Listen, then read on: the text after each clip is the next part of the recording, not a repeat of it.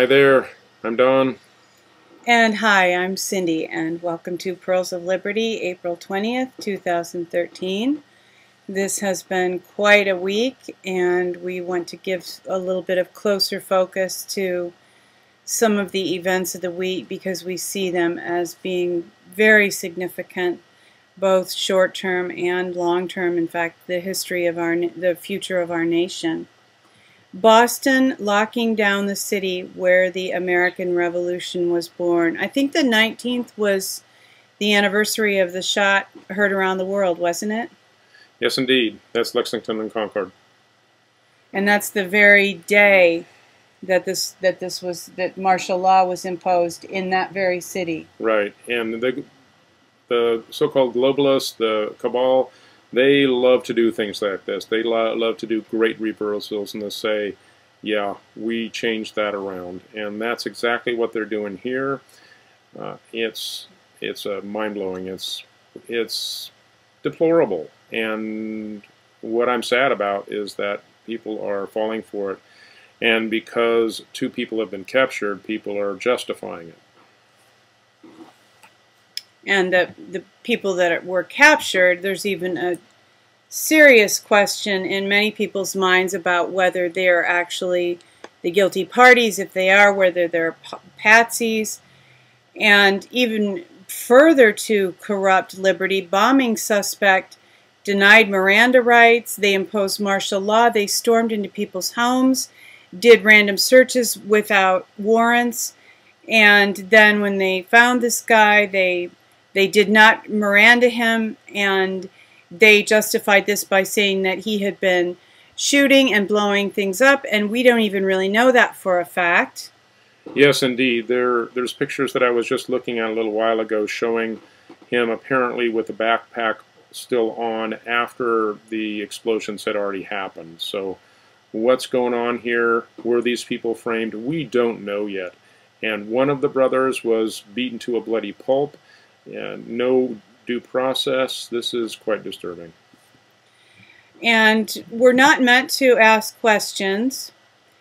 We are meant to quietly sit in our corners and believe the FBI. FBI tells America, believe us and no one else. And I actually heard this press conference live, and I was stunned that the gentleman from the FBI basically said, ignore all other photos and look at these because these are the only valid photos of the event.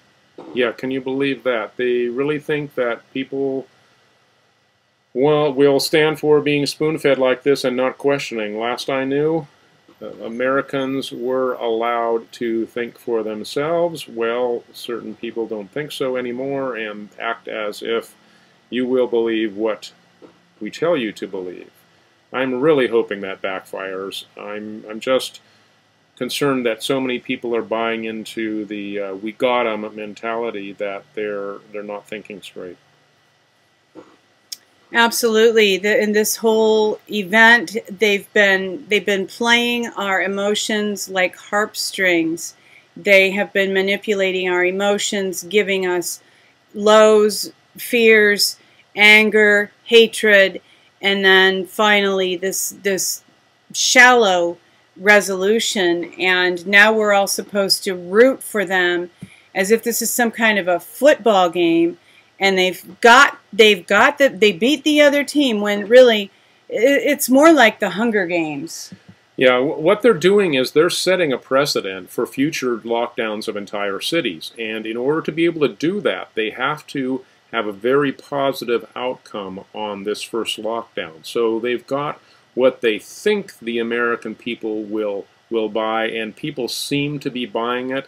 At this stage, there are a lot of cracks in the story, and I'm hoping it doesn't hold up because we do not want the precedent for locking down American cities set. Well, ironically, even Glenn Beck is saying that he has some big story that he's going to come out with Monday that's going to bring this thing crashing down. He's focusing on the Saudis, though, and I have serious doubts about that, and I'm not a Glenn Beck fan. More of a Ben Swann fan. Ben Swann reality check. Did the FBI know about Boston bombing beforehand? And he's really just asking the question, but he's asking the question based on a lot of good historical research. A lot of people don't know that the first World Trade Center bombing, as Ben points out here, was actually done by the FBI. They were, this came out in the news, but of course it will never make it to the front pages because the powers that be don't want Americans to know this. But the FBI did the bombing, and they put the bombs in the hands of their patsies. They say, go do it. They justify these things because they need to create an enemy. That's what's being done here.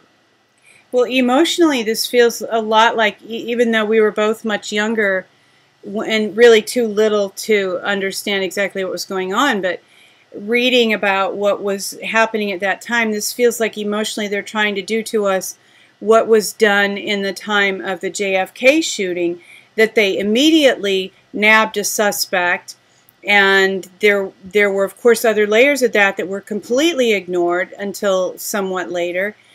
And of course, at that time there was the Magruder film, and earlier this week we had all the film and photos taken by people on the scene, which the FBI has now not confiscated because that's not possible like it was with Magruder. They just simply told us that we're supposed to ignore it. But I see a lot of similarities between this and the JFK shooting, that, oh, here's the guy. No, you don't have to worry anymore. Yes, we have to mourn and feel very sad, but we're all safe now because we got the bad guys. Yeah, they create the trauma, the massive trauma on a national level by showing photos that traumatize people, and they make people really want to get the bad guy, and then they say, we've got him, and conveniently it's not possible for them to, or they refuse to do any kind of a due process. So the desire for vengeance or retribution that is primal, that primal instinct is justified on an animal level, but we're not elevated to the level of people that actually carry out due process and see justice done. It's like a cat or a dog that's barking at a monkey with cymbals, as if that's some kind of a threat. They're not perceiving the threat accurately. Here we have Judge Napolitano and information about the Boston bombing, that it reopens the privacy or the safety debate. And I know you like to call it not privacy versus safety, but liberty versus safety. Right. Well, that's what it really is. The privacy, it means that the government doesn't have the right to intrude into people's lives in order to do whatever good thing they say they want to do. So there was, people's homes were gone into without search warrants all through Boston, and as I said before, this sets a horrible precedent. So of course it opens the debate, and well, it should. And as we discussed earlier, this was the home of liberty. This was Boston. And what would you do if somebody knocked on your door and demanded to search without any kind of a warrant? It's not a good situation. And as we said earlier, this is from yesterday, Friday. There was a total media blackout underway on most likely suspects in Boston Marathon bombing, and also in the streets of Boston. We saw video of a reporter who had a camera set up on a tripod, and a policeman came up and shined a light in his face and pointed a gun in his face and told him that he was not able to film at all there. So they did not want any shred of any other story coming out. And why is this happening? I think that they had to go to these extreme measures for a couple of reasons. The first, like I said, it has to do with being able to set the precedent for a total lockdown, including a total media lockdown. The second is there was information that got out at first about the identity of this Saudi national that they were trying at first to pin this on, and that it was exposed, his background, and that the fact that this was a false flag. and it didn't fly. They didn't go forward with it because it was exposed. Well, so they had to lock down the media so they could create the scenario that they wanted, and the people they came up with were these Chechens. Now, I read an article that I'd like to put into one of the links here that explains why Chechens, and that kind of seems odd at first, but it makes a lot of sense if you understand the deep politics of this thing. And that is that if you think about it, the Chechen rebels were giving before the fall of the Soviet Union, were giving the Russians a lot of trouble, and the neocons in the United States backed the Chechens in order to give pressure on Russia. They did that. In the process, there were Chechen individuals that came under the direction of the CIA and FBI, and that has followed up into this country. So this is the connection that a lot of people aren't seeing. How could they be false flag? How could they be patsies, or how could this be a false flag? Because there is a previous connection where the neocon politicians or defense contractors, etc., are connected with these people long term. And as this article says, the mother said that she was her boys were being followed by the FBI for years. Well, followed, or a relationship had developed, something along those lines. And yeah, this is not what it appears to be.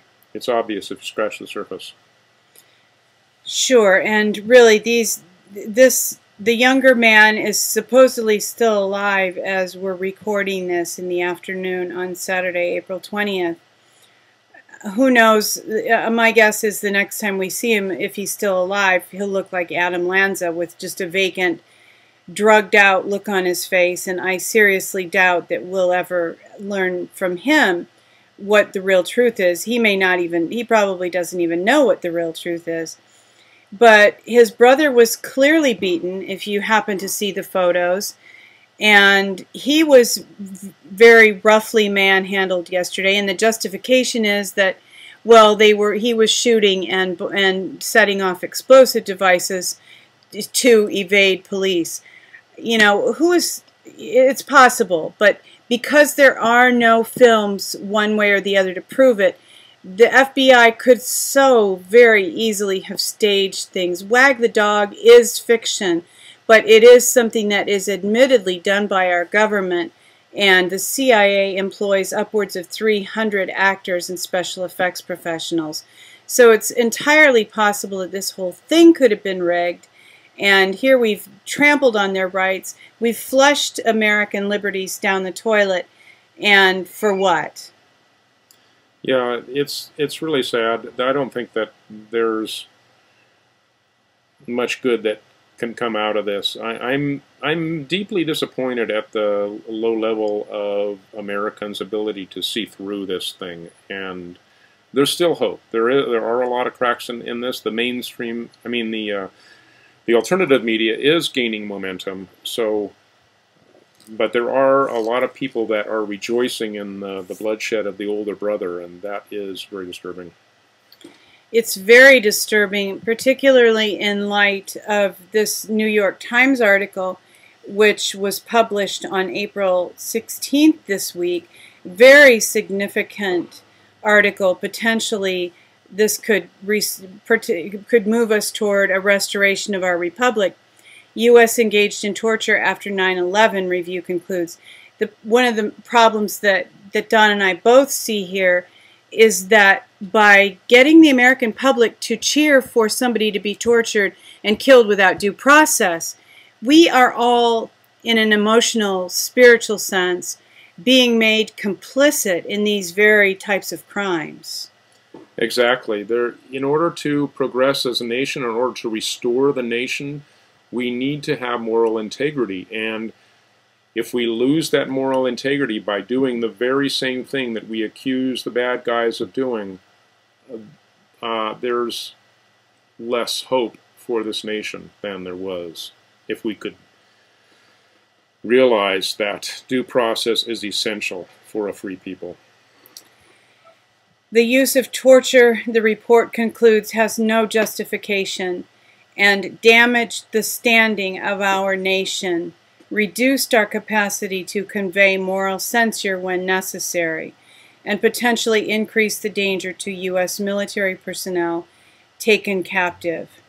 Interrogation and abuse at the CIA's so-called black sites, the Guantanamo Bay prison in Cuba, and war zone detention centers have been described in considerable detail by the news media and in declassified documents, though the Constitution Project report adds many new details.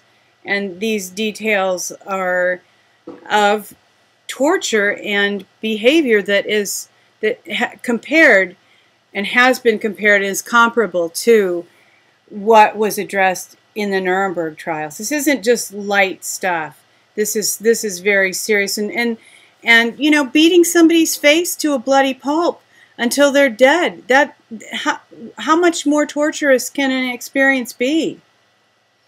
Yeah, it's pretty bad.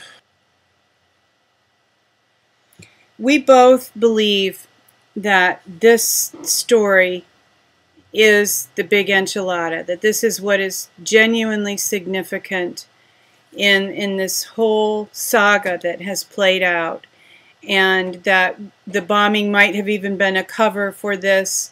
This was probably known by the cabal to be coming out at this time, and they were able to almost completely divert attention away from this. And we would ask any of you who believe this, who see it the way we do, and we're not asking you to see it the way we do, we're just presenting it. But if you do happen to see it the way we do, please talk about this. Let people know. And we hope, and our prayer is, that we will realize as a people that mercy triumphs over judgment. The sweeping 577-page report says that while brutality has occurred in every American war, there never before had been the kind of considered and detailed discussions that occurred after 9/11 directly involving a president and his top advisors on the wisdom, propriety, and legality of inflicting pain and torment on some detainees in our custody.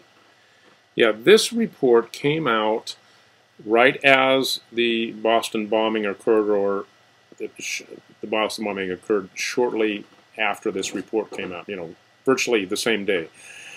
It is very, very likely that the Boston bombing was staged to cover up as a giant smokescreen to keep this report from gaining political momentum, because it has potential to bring down this administration, not only President Obama, but previous administrations being indicted for war crimes. That's all covered here, and that is a serious possibility, and that's what is needed in order to get our nation back on track.